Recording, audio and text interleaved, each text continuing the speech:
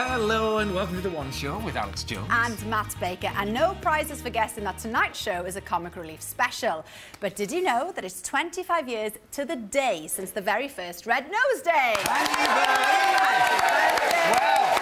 tonight's guest is the man responsible for a lot of you and a host of celebrities raising over £500 million.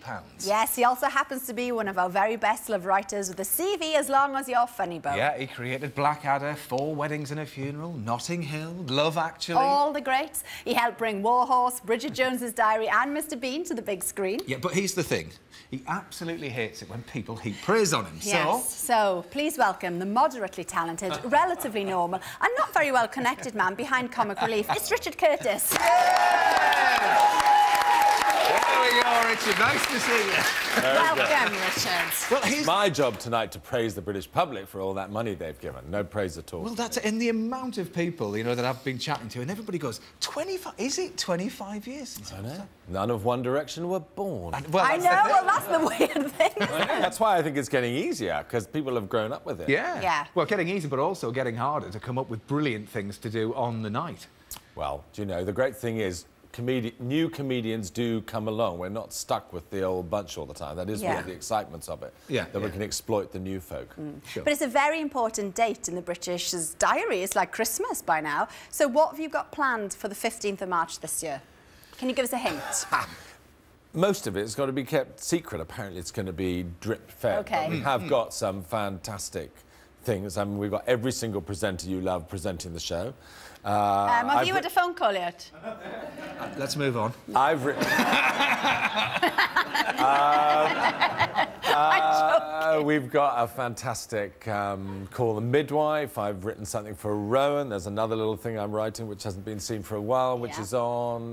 I can't name the comedians, but there's a very tall one who likes to swim. And Does the thing with one. Rowan Atkinson involve digging up a king in a Leicester car park? Yeah. Is it something to do with Blackadder? No. It doesn't, no. You think he's playing the Archbishop of Canterbury. Well, one thing that you have got is a brilliant Call the Midwife, and you've brought something a little bit special along tonight. Yes, there's a few seconds of it. Yeah. that Oh, I'm brilliant. allowed to show. Let's have a look. Let's have a look. Show they're fooling around. You're just the bossy one. I'm the bossy one. You're the comedy one. What are you then?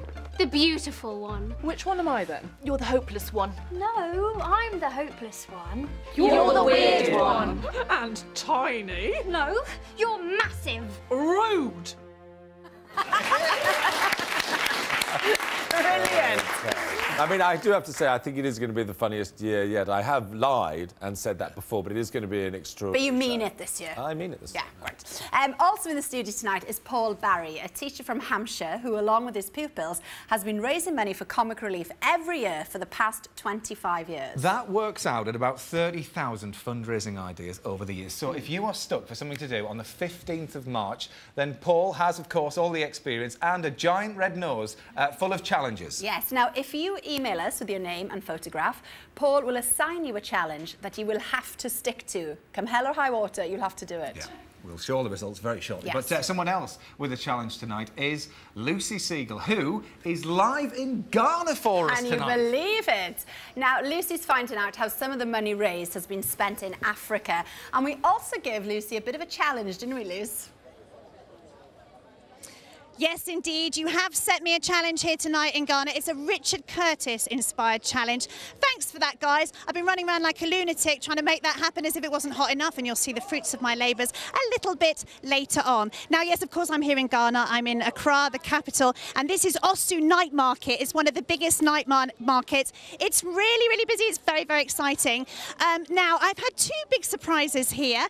The first of all, there's not just one show. There's also one show in Ghana, and I wangled my way onto Ghanaian TV, and this man made it happen. We'll keep his personality mysterious for now. We'll come back to you a little bit later, but suffice to say he has an equivalent on our one show. Second surprise, this market is ruled by a Queen Mother, and here she comes to give us permission to go in. Very stately. Good evening, madam. Thank you very much. We'll follow you in. We're going to follow the Queen Mother into the market. Next time we'll be in there, and I'm going to look for my Hugh Grant in there. See you later. It's going to be great. It's going to be great. An A in one show. Thanks, Lucy. Now, of course, Comic Relief started back in 1985, and 3 years later, the very first Red Nose Day came onto our screen. Yes, that's 25 years to the day, so a very big happy birthday from us and this man. And many congratulations, Richard, on 25 years of Comic Relief. This is proper rubbish. How are we going to sort this mess out? What, Africa? No. Well, in the long term, yes. I mean this year's Comic Relief.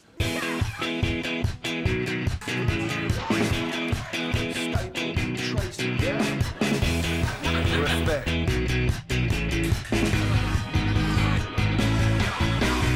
Are you bothered? It certainly has been a relief, so I hope you can keep it up. We all need a bit of a laugh every now and then.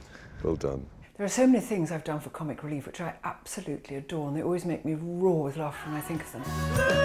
Lucy, that girl, you can dance. Just closed in a cinema near you. I don't think there's a sane person in the world who doesn't want to dress up as an ABBA person. Evening. Kylie had been asked to do it, and Kylie said yes, and then Kylie turned up. It was a life-changing moment for us both. And she was absolutely minute, but perfect. Do I detect a slight accent there? G'day. Dutch?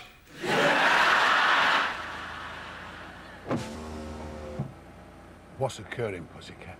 For Ruth and I, who had known each other since we were at school together in Porthcawl in South Wales, to be sitting in the back of a limousine in the desert outside Las Vegas with Tom Jones was like a dream come true, really. Sail away. Oh, sail away with me. So we'd be up there singing, "Islands in the stream, that is what..." And then I'd look next and Tom would be going... He wanted to lip sync, because he had a show that night and he didn't want to mess his voice up, see. We'd like some more tea. Tea, my lady. Yes. Yes, Carter. You do realise it comes all the way from Ealing? Very well. I'll be back in about 2.5 hours. I just thought that would be the most fun thing to do, especially with Jennifer Saunders and Joanna Lumley. It was just a thrill to be in that room with all that talent and just be part of that British tradition of making fun of and also, you know, the red nose. Like most Kenyans, Daniel lives below the poverty line, surviving on just $1 a day. It appeared, when you first started watching it, that Ricky had gone to Africa, and then we quickly pull out and we reveal that actually it's all being filmed in a studio in Shepherd's Bush. It's just a very surreal day all round. What's going on? I'm faking a report from Africa. You can't do that. Of course you can. Blue screen, pop a hut up. What's the point in actually going there? You can do this, the money comes rolling in. You don't have to inconvenience yourself. You don't have to be out there not showering for days. Wouldn't be a problem for you, but I wouldn't like it. It seemed like people were watching Comic Relief and they were getting cynical. They were thinking, oh, well, celebrities are only doing this to boost their profile. So the idea that they actually showed up, people that have spent so many of their years doing genuine charitable work, would actually come on and make fun of that. I've got a little surprise for you. Hi, is that Smithy? Who this? It's Lenny. Who? Lenny Henry? Do I know you? One of the funniest sketches we've ever done is the Smithy Sketch. Everybody from Gordon Brown to Paul McCartney to Ringo Starr to George Michael. Why can't I come to Comic Relief? Because you're a joke, George. It's embarrassing. I can't walk into Comic Relief with you. Comic Relief's about helping people like you. It's just a wonderful thing to be involved with. £600 million, 25 years to this day, and I say, happy anniversary, Comic Relief. I was in the biggest rock and roll band in the history of music. That's a bit disrespectful. In front of JLS. Smithers, Well, that's decided. Nice one, Samaka. You're doing this year's appeal film in Africa. Fair play. Wow. Richard, I mean, seeing all of those scenes back, I mean, that is some of the finest comedy over the last 25 years. Is it possible for you to pick out, you know, a favourite moment? It is astonishing how people have allowed themselves to be dragged through the mud like that.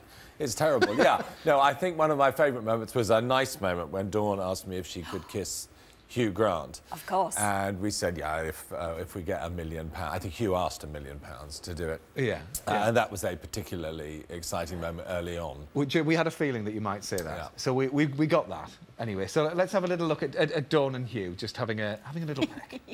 And now it's kissing time. Dawn French to kiss Hugh Grant here live in the studio with lips. Go on. Right. No, sorry, no. Look, Dawn, people have donated £1 million for you to kiss. I know that! Just go for it, Hugh!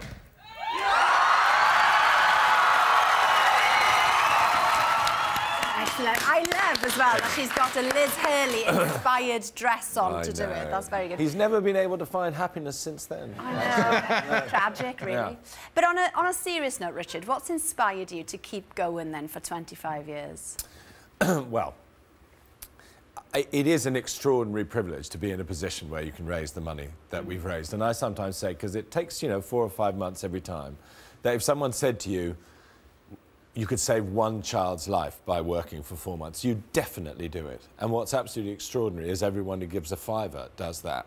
And the idea that these comedians come in and allow themselves to be riffed around with a bit, but you can actually change and save people's lives is extraordinary. And Lenny said this amazing thing in the very first one where he said, forget geography, these are your neighbours. And it's just this one chance where you can ask people on one night to give a little bit of money to do something extreme, to raise some cash, and we make the promise that we'll give it to somebody with an exceptionally tough life, living in fear, living in danger.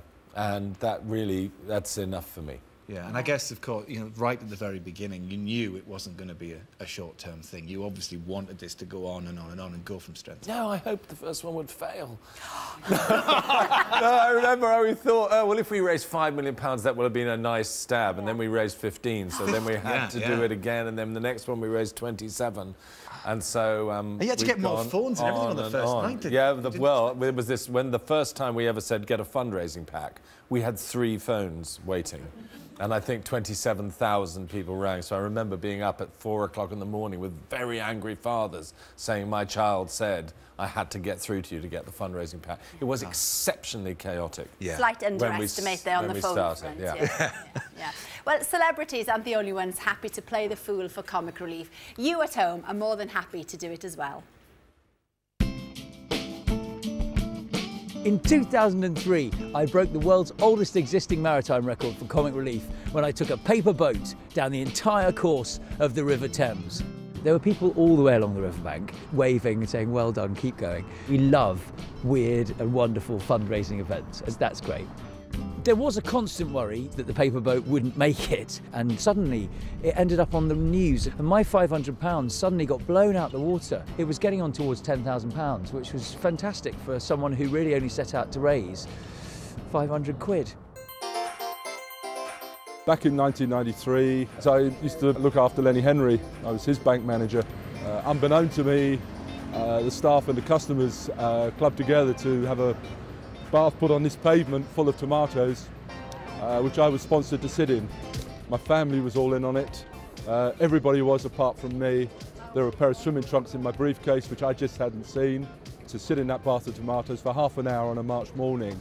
I felt like an idiot, but it was for such a good cause, it had to be done, and we raised nearly £2,000. In return, all my customers got a photograph of their bank manager covered in tomatoes. On the very first Red Nose Day, I flew 8,000 miles wearing a red nose to India. So as I walked through Heathrow, people, like businessmen, would look at me, and I remember people would just go into their pockets and bring out a red nose and put it on. I raised about £500, and it felt tremendous. I'm Jan. And I'm Barbara. And we're sitting here on the steps of Coventry Cathedral, reminiscing about 2 years ago when we held the Coventry Knit-a-thon in aid of Comic Relief. And got, I think, nearly 700 people here wearing red noses. Oh yes, wearing red noses. But we managed to raise well over £6,000 for Comic Relief. And a really good time was had by everybody on the evening.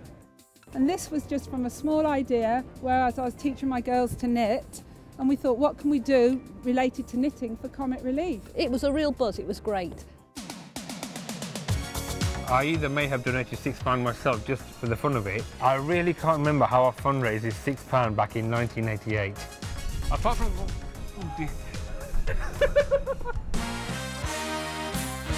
I'm a bus driver for National Express, and I decided to actually do something for Comic Relief, which was the full Monty, and I asked some of the lads at the garage to do it with me.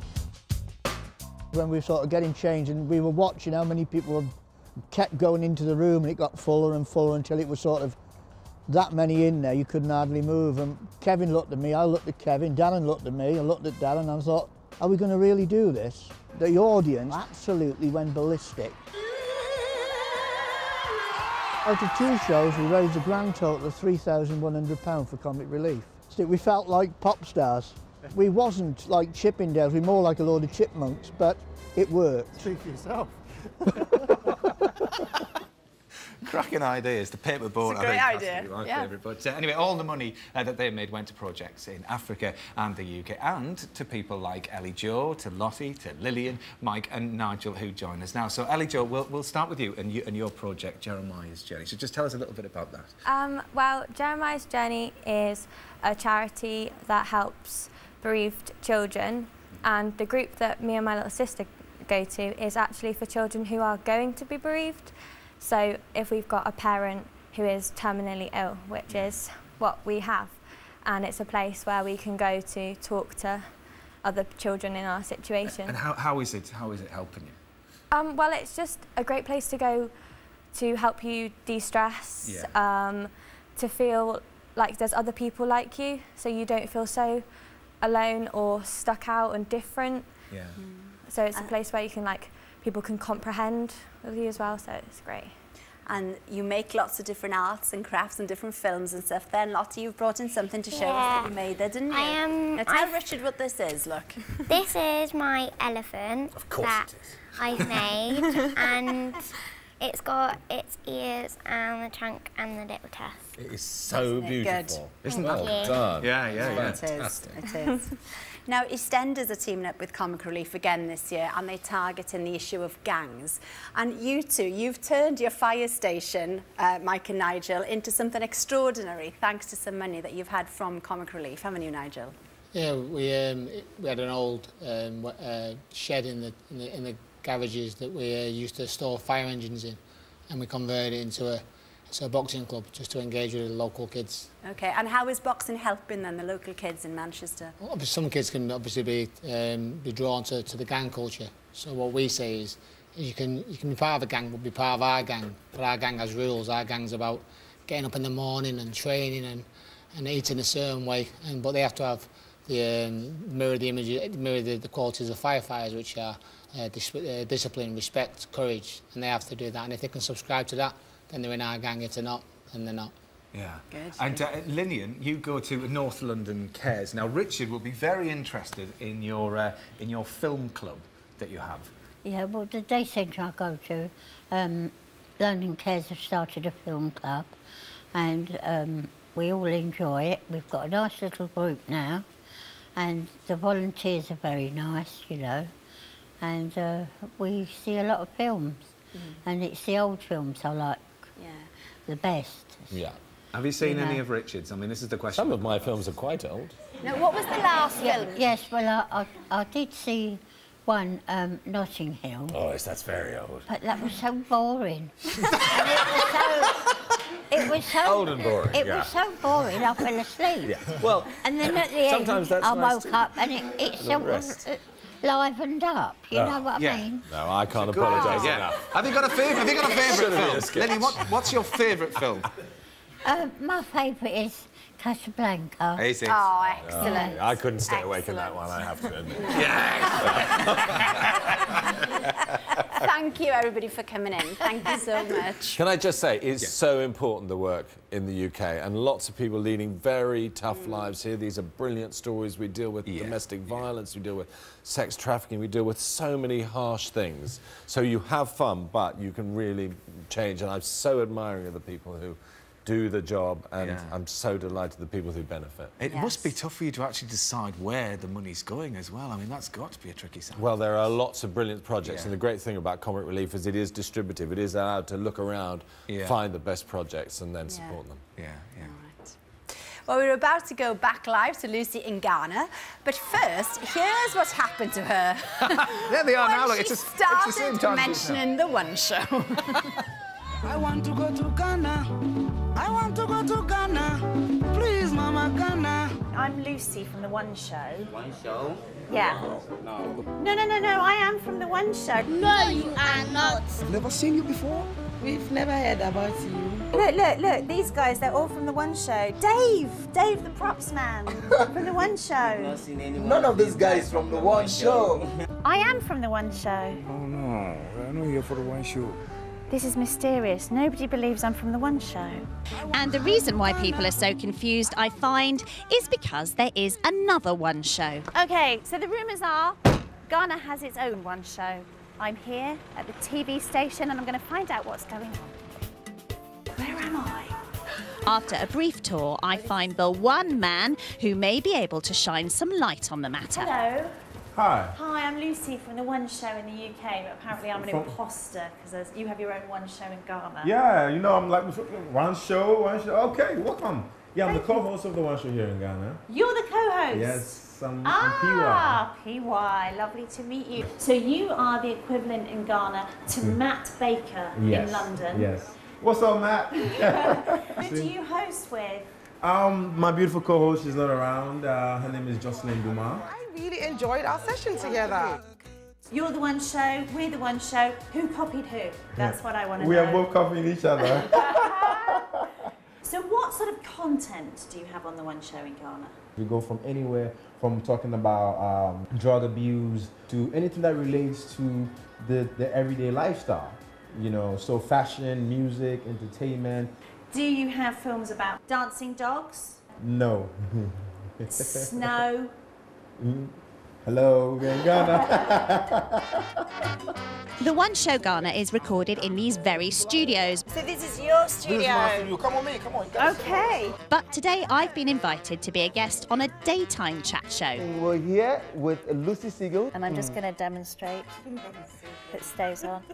And we say, do something funny for money. So it's, you know, it's a kind of celebration of what fundraising can do. And before I left, I thought the least I could do was to leave them with a gift to remember us by. This is from the team in London. Okay. Look at them. Well, let's see if we can show that, yeah. Oh, they will love that.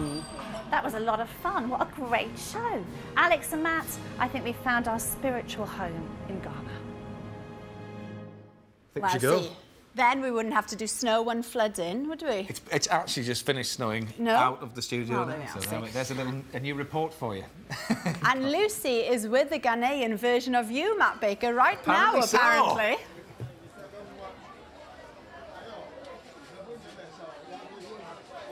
Yes, I am here with PY.